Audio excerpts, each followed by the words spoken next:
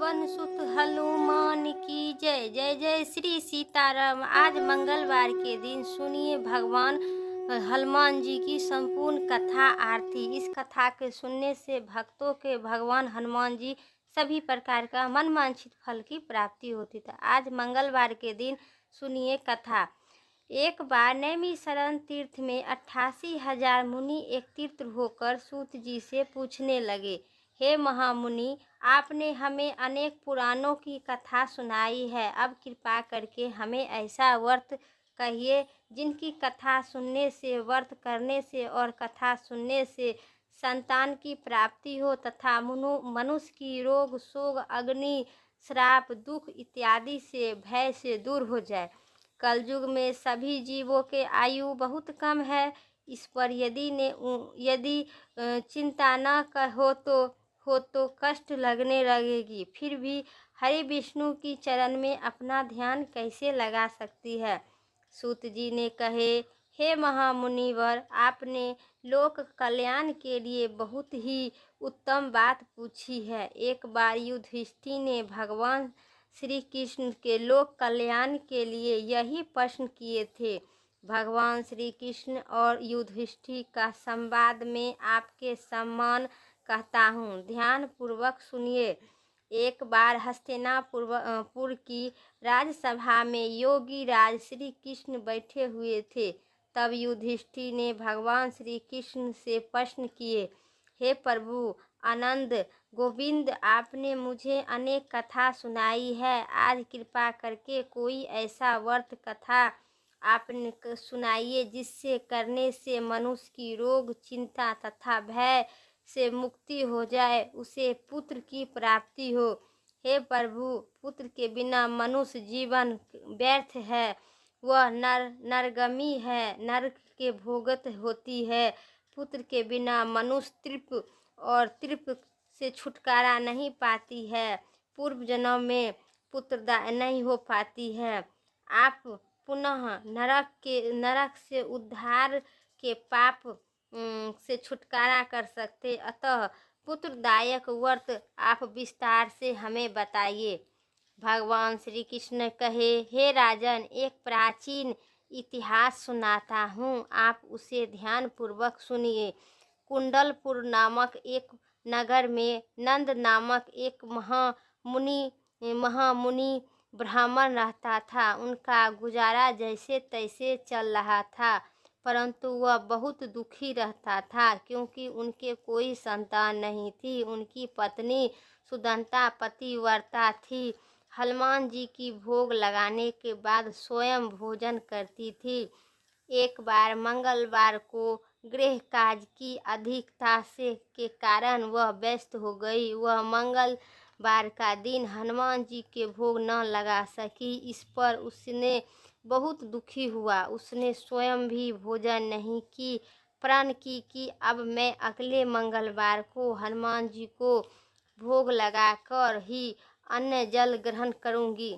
तब ब्राह्मणी सुदंता प्रतिदिन भोजन बनाती थी, श्रद्धा पूर्वक पति को खिलाती थी, परंतु स्वयं भोजन ग्रहण नहीं करती थी और मन ही मन श्री हनुमान जी की आराधना करती थी। इस पर 6 दिन तक सुदंता भोजन नहीं की, अपने प्रण के अनुसार भूखी प्यासी निहार रही।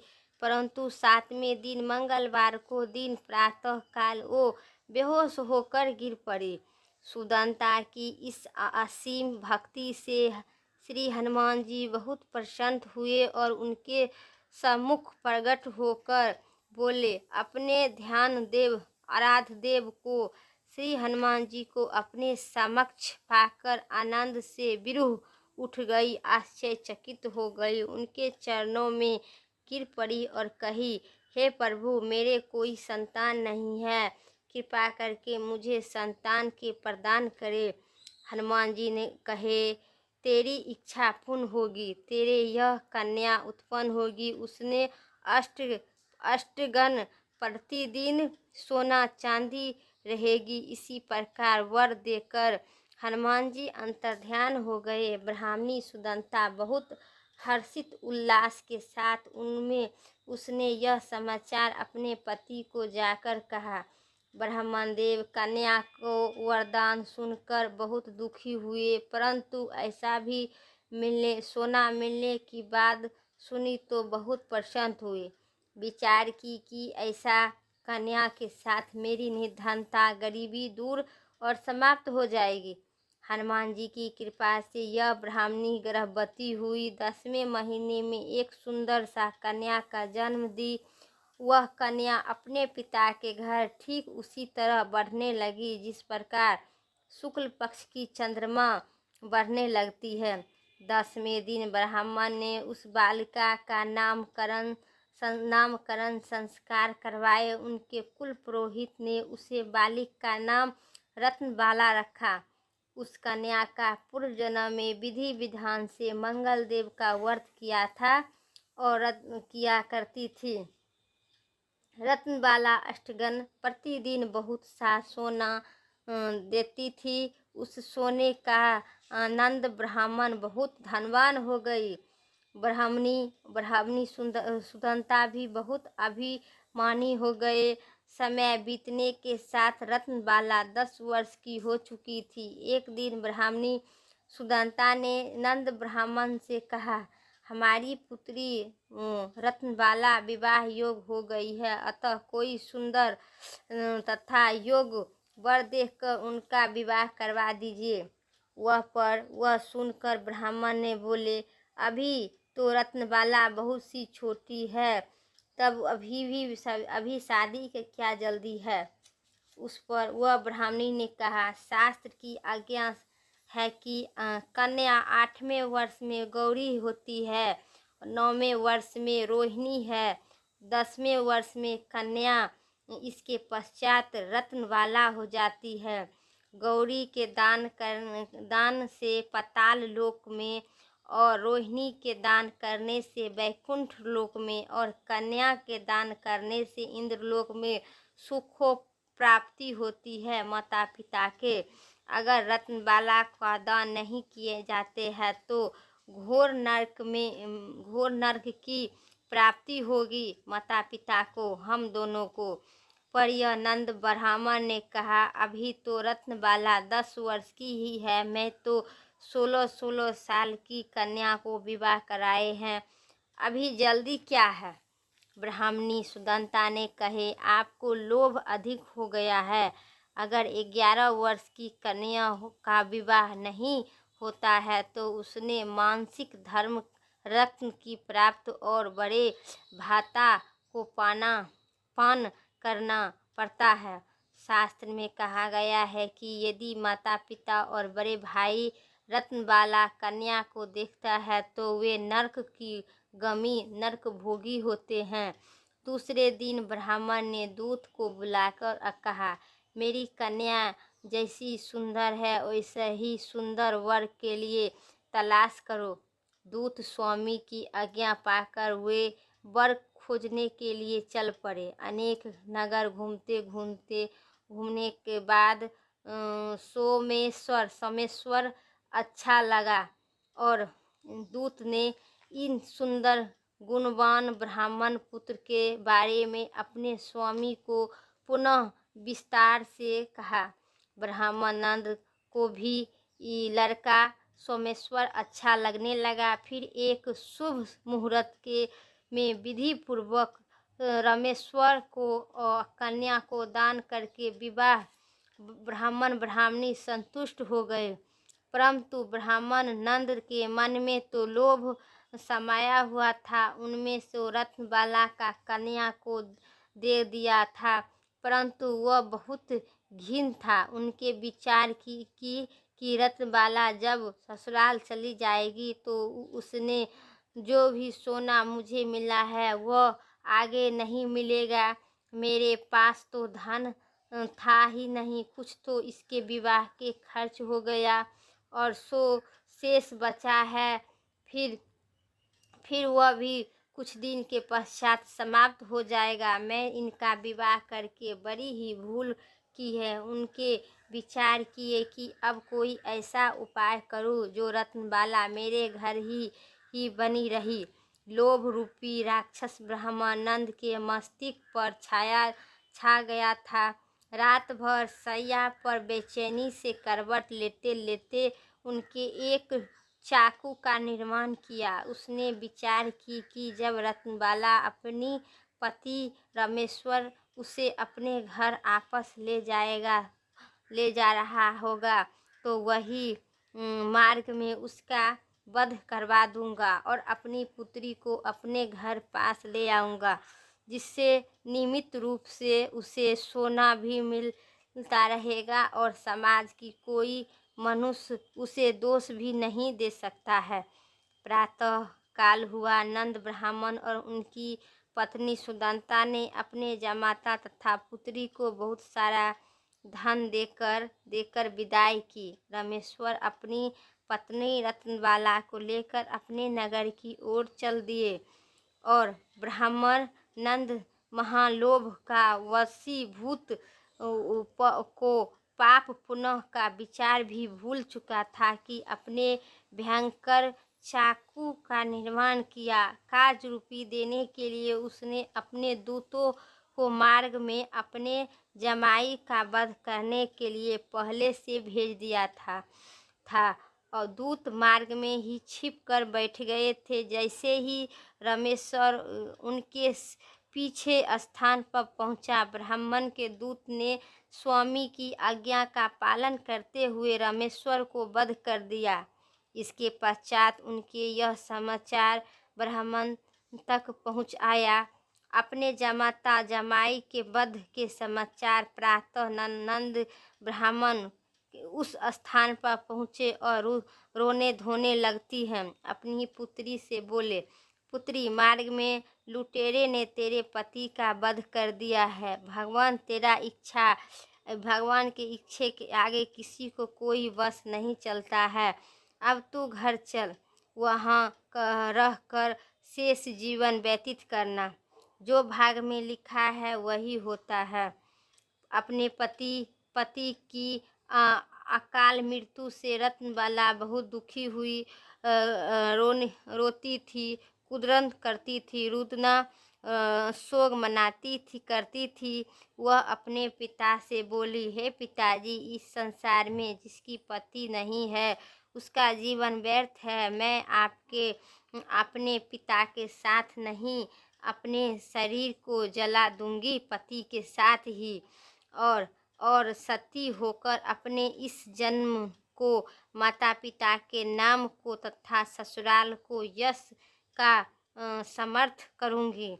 ब्रह्मानंद अपने पुत्री रत्नबाला के वचन सुनकर अवाक रह गए। वह विचार करने लगे कि व्यर्थ ही मैं जमाई को वध का पाप अपने सिर पर लिया हूँ।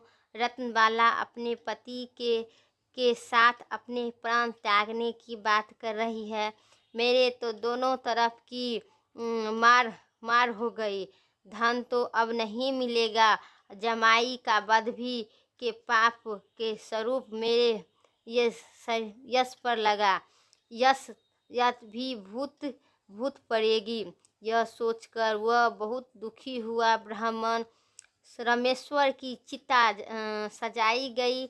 रत्नबाला सती होने की इच्छा से पति का सिर अपनी गोद में रखकर चिता पर बैठ गई।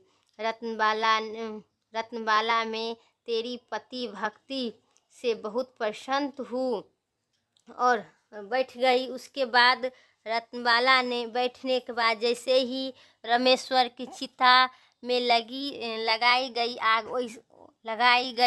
वैसा ही प्रसन्न होकर मंगल देव हनुमान जी प्रकट हो गए और बोले, हे रत्नबाला, मैं तेरी पति भक्ति से बहुत ही प्रसन्न हूँ, तू वर मांग।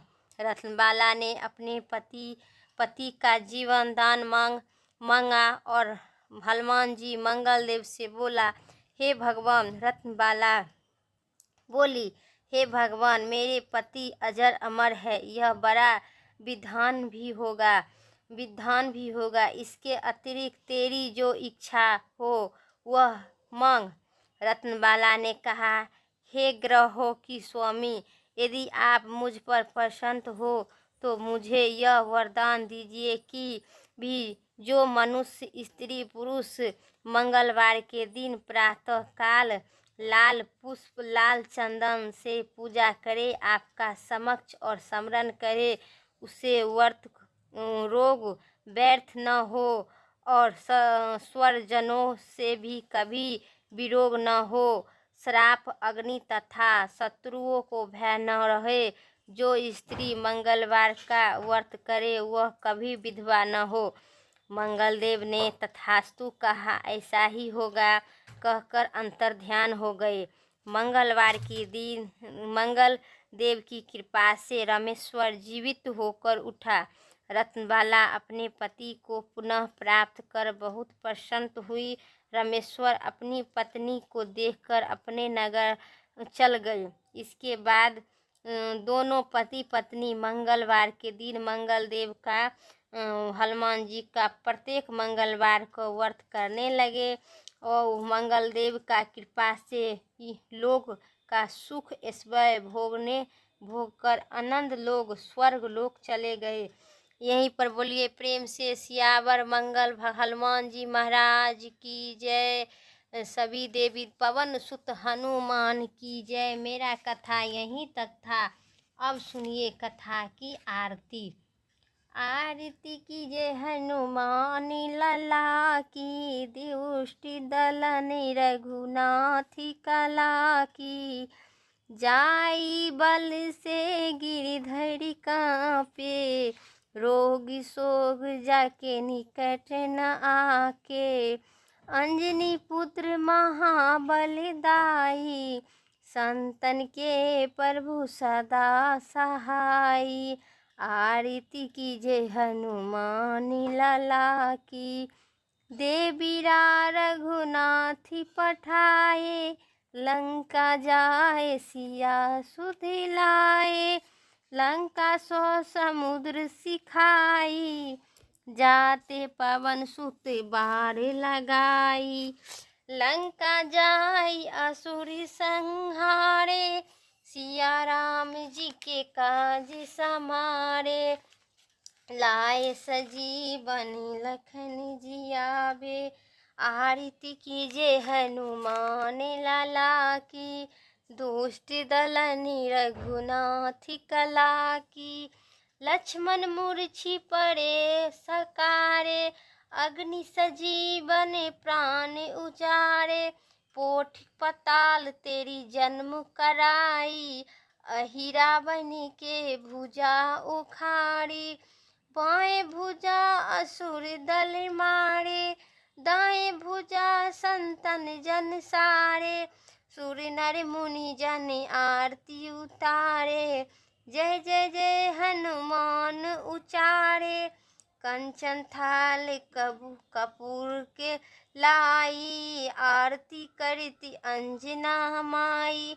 जय हनुमान जी की आरती गावे, बस बैकुंठ पदम पद पावे। लंका विध्वंस किन्हे रघुराई, तुलसीदास प्रभु करत कराई। हर आरती कीजे हनुमान लाला के, आरती कीजे हनुमान लाला के। सियावर विष्णु भगवान की जय, सियावर राम पवन पुत्र हनुमान की जय। मेरा वीडियो यहीं तक था। वीडियो अगर अच्छी लगी तो लाइक करिएगा, चैनल पर नए हैं तो सब्सक्राइब करें। आशा करती हूँ मेरा वीडियो पसंद ज़रूर आएंगे और कमेंट बॉक्स में कमेंट ज़रूर कीजिएगा। उम्मीद करते हैं आपको कमेंट के ज़रूर हमें जवाब दूंगी। फिर अगली वीडियो लेके आते हैं, तब तक के लिए जय श्री राम, राधे राधे।